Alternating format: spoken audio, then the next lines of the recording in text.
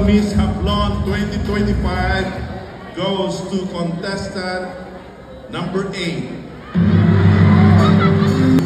Pinakabilong contestant na 7. Wala number 8.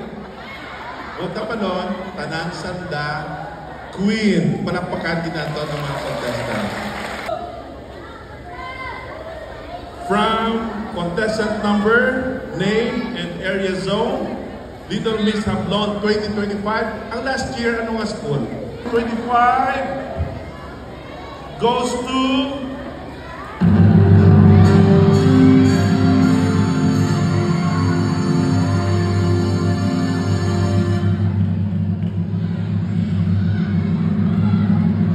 contestant number 3, Chloe Isalea La Puerta, Area 1, Miagao Central Elementary School.